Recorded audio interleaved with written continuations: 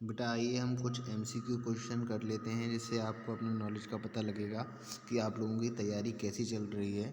School बंद हो चुके हैं, आप लोग घर पे कैसी पढ़ाई कर रहे हैं आप लोग खुद को देख सकते हैं इस टेस्ट के थ्रू। ये magnetic effect of electric current के एमसीक्यू हैं क्लास 10th के लिए, आप इन्हें ध्यान से देखिए। एमसीक्यू क्वेश्चन है, सबसे पहला क्वेश्चन है a magnetic field exerts no force on. एक मैग्नेटिक फील्ड एग्जर्ट करेगा, कोई भी फोर्स एग्जर्ट नहीं करेगा मैग्नेटिक फील्ड किस पे? एक स्टेशनरी इलेक्ट्रिक चार्ज पे, एक मैग्नेट पे, एक इलेक्ट्रिक चार्ज मूव कर रही है परपेंडिकुलर डायरेक्शन पे, एक अनमैग्नेटाइज्ड आयरन बार पे। तो यहाँ पे जो आंसर होगा वो आंसर होगा स्टेशनरी इलेक्ट्रिक चार्ज। एक रुके हुए इलेक्ट्रिक चार्ज पे कोई भी मैग्नेटिक फील्ड एक्सर्ट नहीं करेगा, कोई भी फोर्स नहीं लगाएगा, मैग्नेटिक फील्ड कोई भी फोर्स नहीं लगाएगा एक स्टेशनरी इलेक्ट्रिक चार्ज पे। आइए क्वेश्चन नंबर 2 की तरफ बढ़ते हैं। तो क्वेश्चन नंबर 2 हमारा कहता है eight the centre of a magnet the magnetism is. Magnet के सेंटर में मैग्नेटिज्म कितना होगा? मैग्नेट के सेंटर में मैग्नेटिज्म कितना होगा? तो अगर मैग्नेट के सेंटर की आप बात करते हो तो मैग्नेट के सेंटर में मैग्नेटिज्म जो होता है वो zero, same at the particle, same at the poles, maximum या मिनिमम।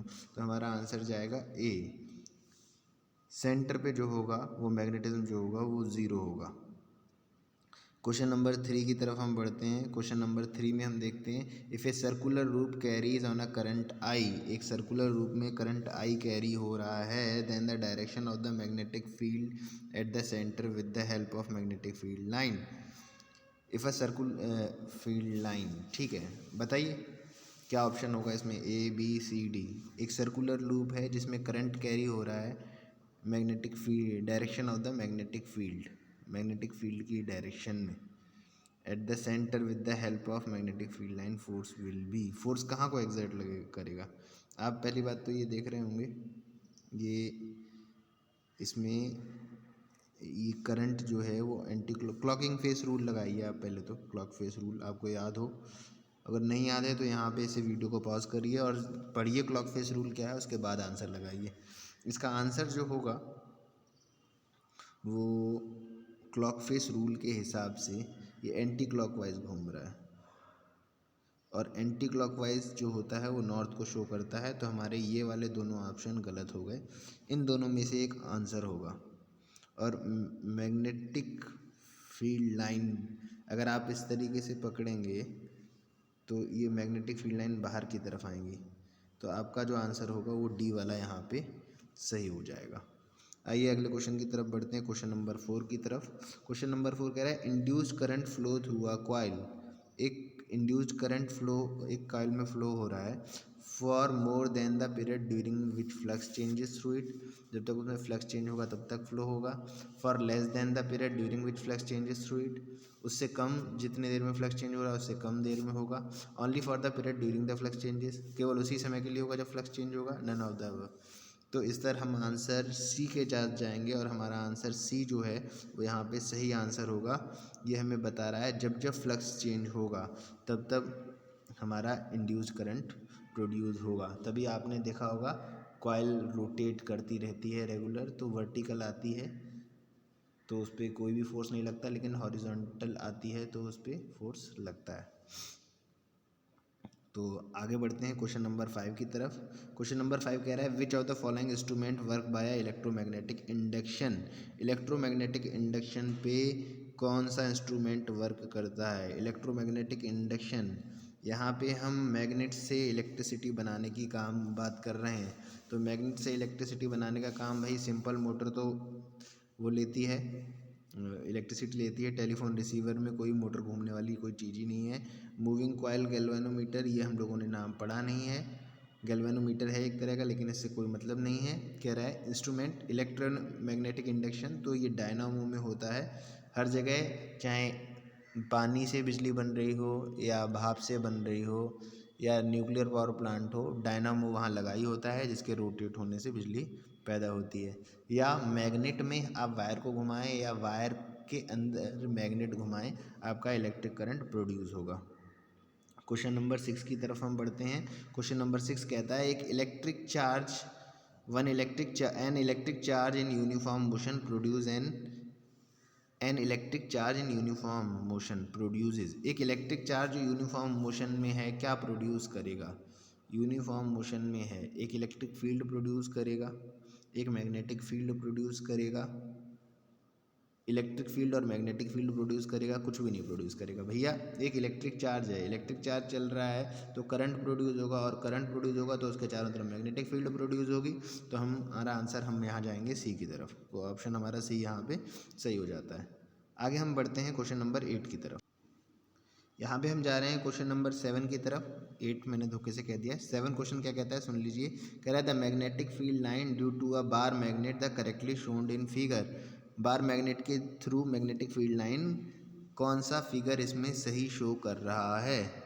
अब आप बताइए इसमें कौन सा मैग्नेटिक फील्ड लाइन सही शो कर रहा है। देखिए भाई, नॉर्थ से साउथ जा रहा है, ये हमें ठीक लग रहा है, और ये साउथ से नॉर्थ जा रहा है, ये तो गलत हो गया।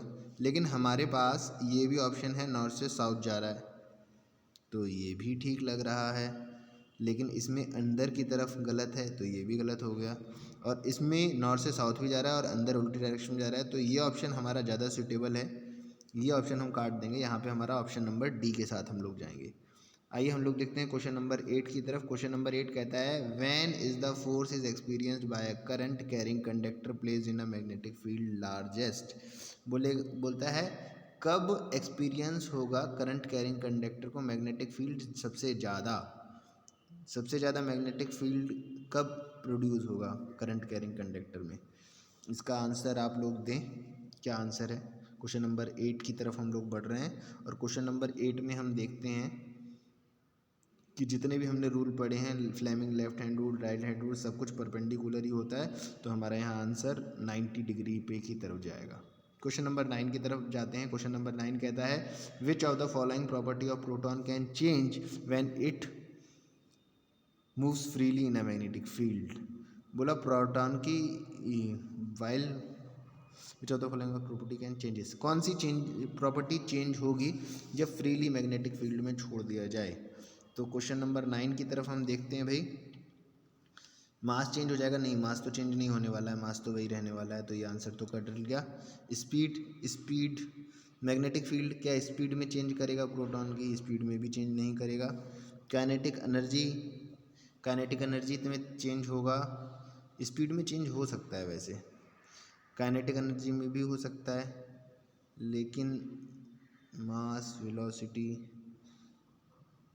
P is equal to M V, mass और वेलोसिटी दोनों में ही होगा।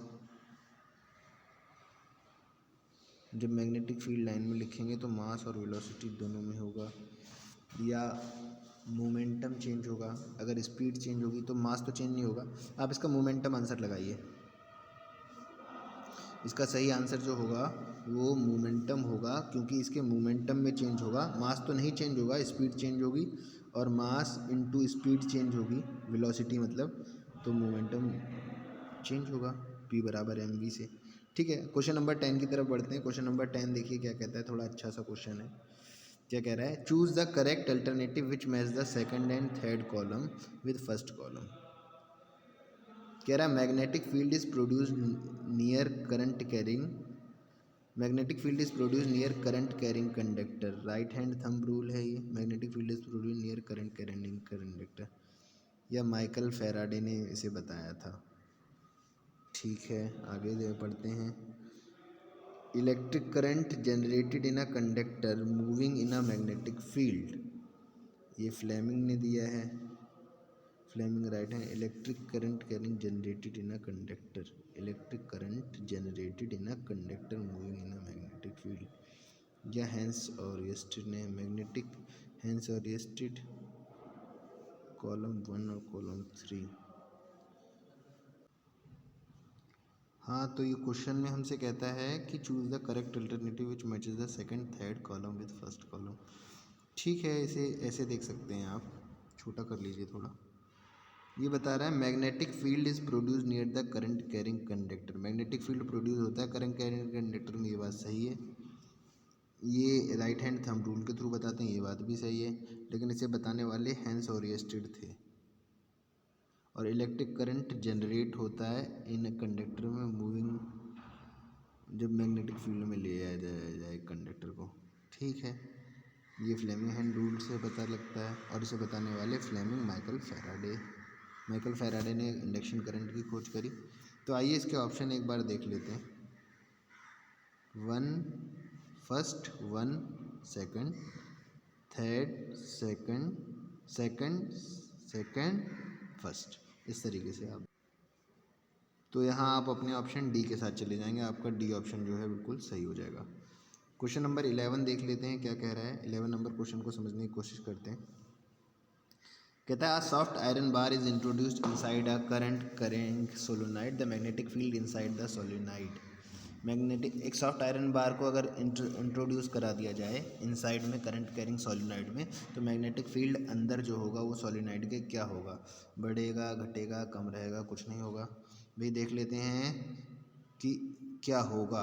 भाई इंक्रीज़ करने के लिए ये काम हमें किया जाता है। अगर सोलिनॉइड के अंदर हम सॉफ्ट आयरन रॉड रख देते हैं तो इंक्रीज़ कर जाता है। भाई पूछा जाता है सॉफ्ट आयरन रॉड ही क्यों, कोई और कोई रॉड क्यों नहीं, या आयरन रॉड क्यों नहीं? तो आप बताएंगे सॉफ्ट आयरन रॉड जो होती है वो मैग्नेटाइज और डीमैग्नेटाइज तुरंत करंट फ्लो के साथ ही होती है, लेकिन इस तरह की प्रॉपर्टी जो होती है उसमें नहीं होती है आयरन में। वो हो सकता है थोड़ा लेट मैग्नेटाइज हो, इसलिए उसका इस्तेमाल नहीं करते हैं।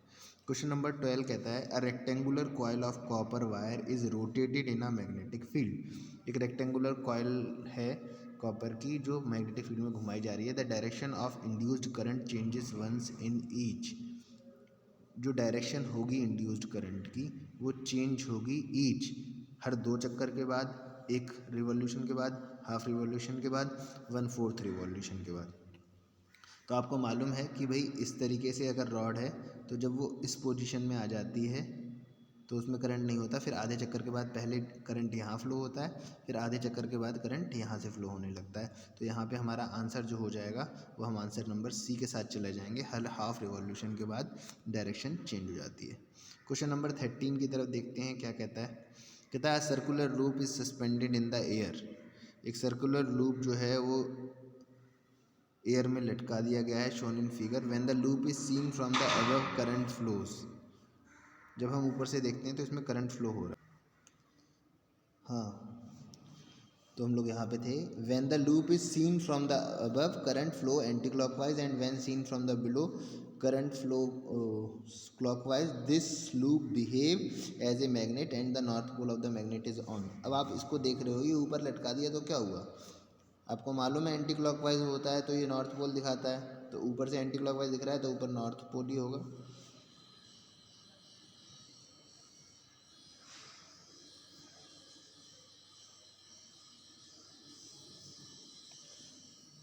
आइए हम लोग अगले क्वेश्चन की तरफ बढ़ते हैं।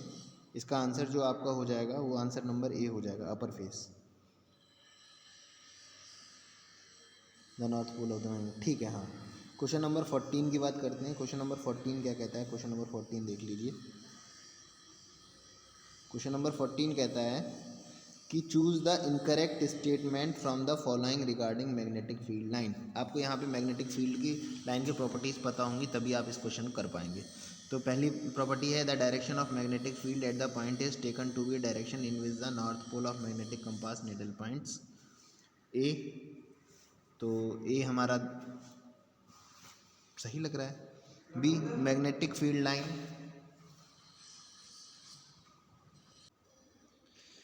बी वाला ऑप्शन हमारा जो था magnetic field line are close curve. हाँ भाई ये बात भी सही है, magnetic field line close curve होता है। C is a magnetic field line are parallel and equidistance. Parallel होती हैं, ये बात सही है। Equidistance they are represent zero field strength, ये गलत है। सी वाला इसका गलत हो जाएगा। The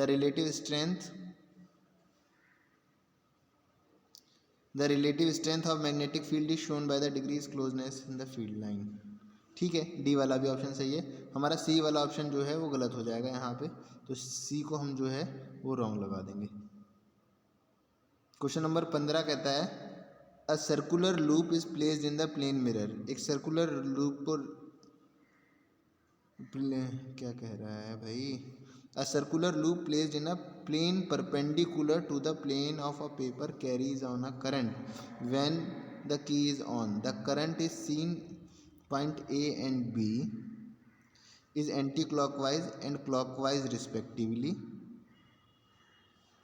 The magnetic field line point B to A, the magnetic field line point A to B, the तो कह रहा है north pole of the resultant magnetic is faces on closest to, north pole कहाँ होगा। अब आप ये देखिए, ये पॉजिटिव टर्मिनल से आप चल रहे हैं बच्चों, बार बार बच्चे आ रहे हैं उस वजह से थोड़ा दिक्कत हो रही है, लेकिन देखिए यहाँ पे हम देखते हैं पॉजिटिव करंट इधर जाएगा, पॉजिटिव से टर्मिनल से इधर जाएगा और इधर जाएगा, इधर फ्लो होगा। तो आप इसे 3D में अगर सोचेंगे तो ये क्लॉकवाइज जाएगा करंट यहाँ से, और जो क्लॉकवाइज घूमता है वो साउथ डायरेक्शन शो करेगा, और अगर उल्टी साइड से देखेंगे तो ये एंटी क्लॉकवाइज तो करेगा, तो नॉर्थ शो करेगा। तो कह रहा है north pole of the resultant magnet face on closest to, तो नॉर्थ पोल जो है वो ए के पास में है। ऑप्शन देख लेते हैं, A B, A is the A if the current is small and B is the current is large, ऐसा करंट के लार्ज और स्मॉल होने से कुछ नहीं होगा। B is the current is small नहीं है, तो आपके नीचे के ऑप्शन जो है वो दोनों को चेंज हो गलत हो जाते हैं, नॉर्थ पोल ए के पास, साउथ पोल बी के पास। तो आपके ये 15 क्वेश्चन हो चुके हैं, और आप लोग बताइएगा ये आपको 15 क्वेश्चन जो थे वो कैसे लगे। 16 क्वेश्चन आप लोग खुद देख लीजिएगा, ये आपके लिए होमवर्क है, ये देख लीजिए, मैं पूरा क्वेश्चन आपको दिखा देता हूँ। For a current in a long straight solenoid north to south pole are created at two end among the following statement the incorrect statement. कह रहा है दो करंट एक straight long straight solenoid north से साउथ पोल की तरफ जा रहा है, ठीक, क्रिएटेड टू एंड, दो एंड क्रिएट करेगा, तो उसके लिए कौन सा स्टेटमेंट करेक्ट इनकरेक्ट है। पहला करेक्ट और इनकरेक्ट पे बड़ा ध्यान देना, इनकरेक्ट पूछा है।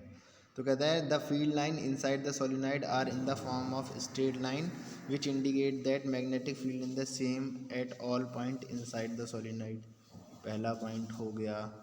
दूसरा पॉइंट कहता है the strong magnetic field produced inside the solenoid can be used to magnetize a piece of magnetic material like soft iron when inside the coil, ये बात भी ठीक लग रही है। The pattern of the magnetic field associated with solenoid is different from the pattern of the magnetic field around the bar magnet, ये देख लेना आप लोग। The north and south exchange position when the direction of current through a solenoid is reverse, ये भी बात ठीक है। तो इसका ऑप्शन आपका, आप लोग बताइएगा क्या होगा। वैसे इसका आंसर सी होना चाहिए, सी होगा इसका आंसर। तो ठीक है, होमवर्क भी मैंने आपका कर दिया, आप लोग इतना पढ़िए और बताइए आपको कैसा लगा। अगर आपको अच्छा लगा ये वीडियो तो मैं इसको कंटिन्यू करूँगा। Thank you.